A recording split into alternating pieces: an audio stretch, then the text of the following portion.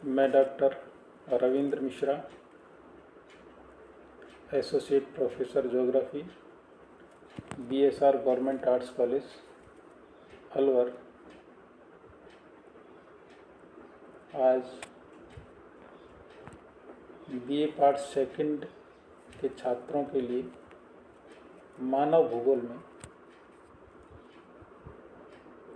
भारत में मकानों के प्रकार के बारे में चर्चा करेंगे।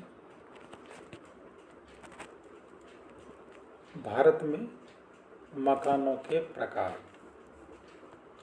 मकानों या आवासों के प्रकारों में भिन्नता के पीछे आवास निर्माण में प्रयुक्त सामग्रियों की सहज उपलब्धता मुख्य कारक होती है। इसके अलावा यह भूमि की बनावट तथा जलवायुवीय दशाओं पर भी आधारित होती है।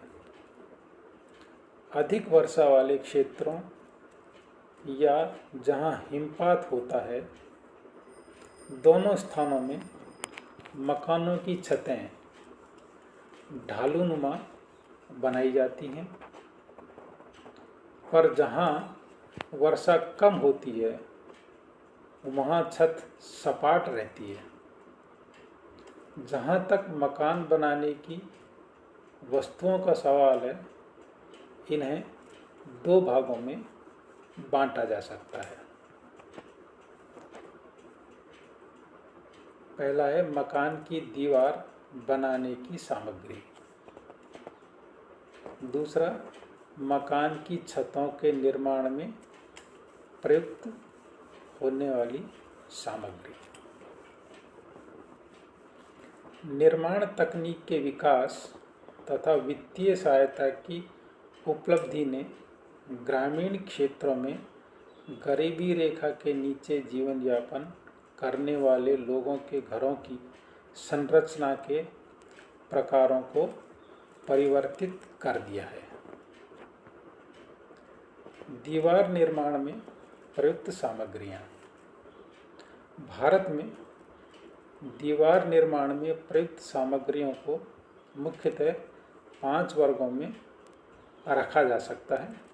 ये हैं: मिट्टी या गारा, सबसे अधिक और आम तौर पर उपयोग में लाया जाता है और ये सभी प्रकार की मृदाओं में पाया जाता है, जिनका रंग, गठन और संरचना भी अलग अलग होती है।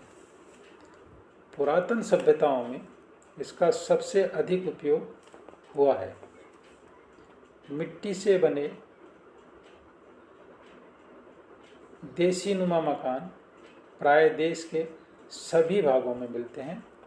ये मकान पारिवारिक सदस्यों एवं पड़ोसियों के सहयोग द्वारा आसानी से बनाए जाते रहे हैं। पत्थर या बेसाल्ट पत्थर अथवा अच्छे ढंग से तराशे गए पत्थरों का प्रयोग उन स्थानों पर व्यापक रूप में होता है जहां ये निकट व प्रचुर मात्रा में उपलब्ध होते हैं तथा इनका परिवहन भी आसान होता है। बलुआ पत्थर वाले पहाड़ी क्षेत्रों, ज्वालामुखी पठारी क्षेत्रों में ऐसे मकानों के उदाहरण बहुतायत में उपलब्ध हैं। ईंटों से बनी दीवारें आजकल बहुत प्रचलित हैं।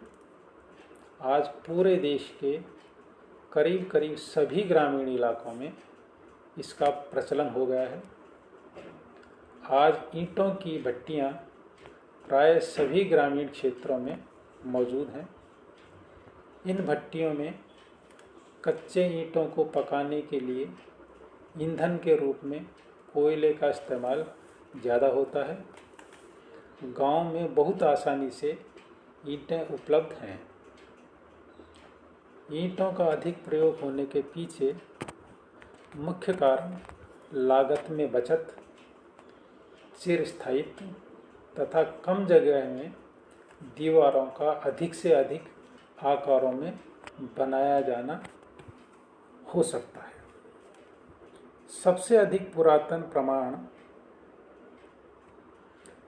सिंधु घाटी सभ्यता के कई स्थानों में मिले हैं, जहां खुदाई करने पर मकानों के अवशेष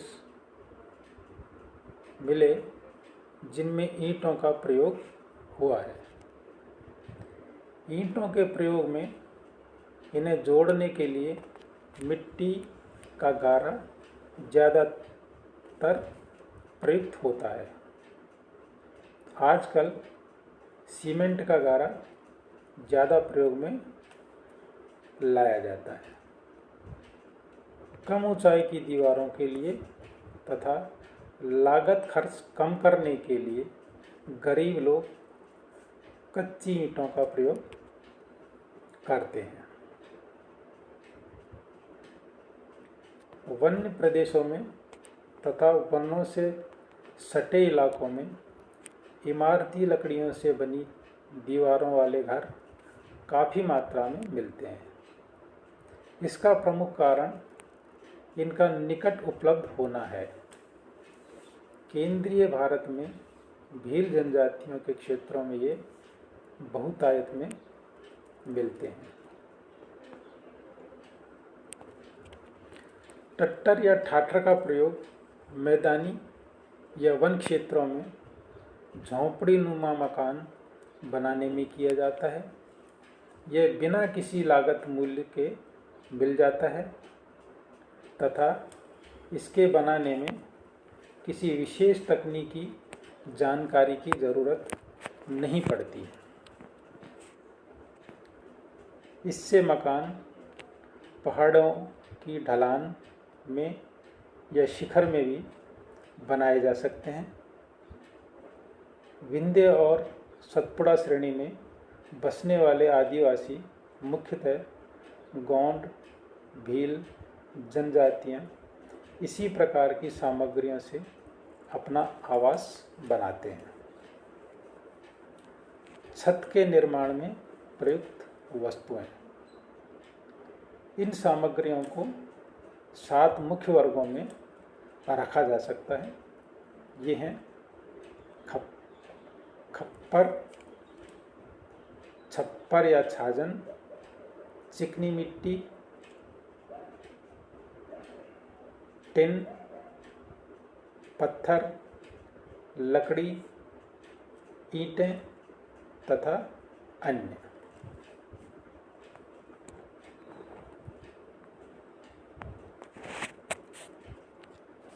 खपरेली छाजन पूरे देश में सर्वमान्य रूप से प्रचलित हैं। खपरे भी या तो जालीनुमा, अर्धचंद्राकार या फिर सपाट होते हैं। इनके आकार तथा रूप भी अलग अलग होते हैं।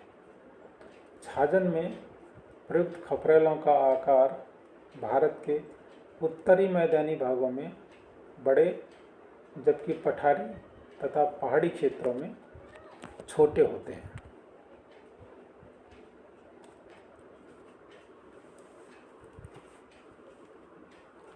यह कुटिया बनाने की सबसे पुरानी और मौलिक विधा है। यह तरीका आज भी गरीब परिवारों द्वारा अपनाया जाता है। हर प्रकार की दीवार छाजन या फूस से ढक दी जाती है, चाहे ये दीवार लकड़ी, पत्थर, मिट्टी या टट्टर किसी भी सामग्री से बनी हो। तीसरा है चिकनी मिट्टी में गोबर मिलाकर छत का निर्माण। भारत के पश्चिमी भागों में बहुत ही सामान्य है। पश्चिमी उत्तर प्रदेश में यह तरीका काफ़ी प्रचलित है। प्रत्येक बसावट में ऐसे घरों को सीमांकन के रूप में पहचाना जाता है। समयानुसार वर्षा ऋतु आने से पहले गोबर मिट्टी युक्त छाजन को पलस्तर चढ़ा देने से बारिश से घरों की सुरक्षा बढ़ जाती है। चौथा है पर्वतीय, पहाड़ी तथा पठारी क्षेत्रों में पत्थर का प्रयोग प्राचीन काल से चला आ रहा है। आवश्यकता के अनुरूप छाजन के लिए बलुआ पत्थर या स्लेट पत्थर को काट छाँट कर दीवारों के ऊपर बिछाया जाता है। इस प्रकार के छाजन मजबूत तथा ज़्यादा समय के लिए स्थायी रहते हैं। पांचवा है मकान की छत के लिए लकड़ी का प्रयोग भी काफ़ी प्रचलित है, खासकर भारत के उत्तरी पहाड़ी क्षेत्रों में। इसके भी दो प्रकार हैं, जैसे कि भारत के उत्तर पूर्वी राज्यों में प्रचलन में है, जिसमें लकड़ी के चौड़े टुकड़ों को गोलाकार रूप में ऐसे जोड़ा जाता है कि उनके गोलाई वाले किनारे छतों पर इस प्रकार से आच्छादित हों ताकि घरों का बरसात तथा बर्फ से सुरक्षा की जा सके। उत्तराखंड, हिमाचल प्रदेश, जम्मू कश्मीर राज्यों के भागों में जो अपेक्षाकृत कम ऊंचाई वाले होते हैं, घरों की छतों को टिन या जल से पदार्थ से ढक दिया जाता है। अगला है दीवारों से लेंटर के ऊपर लोहे की छड़ों की जाली बिछाकर उसके ऊपर ईंटों की परत बिछाई जाती है, जिस पर सीमेंट का गारा बनाकर उसकी परत आच्छादित की जाती है। आजकल ग्रामीण इलाकों में ग्रामीण विपणन केंद्र के घर तथा ग्रामीण धनवानों के घरों की छतें ऐसी ही बनती हैं। भवन निर्माण की पारंपरिक सामग्रियों का प्रयोग कम हो रहा है और इनके स्थान पर अन्य पदार्थ जैसे लोहा, टिन, चादरें, सीमेंट आदि का प्रयोग बढ़ता जा रहा है। आज इतना ही।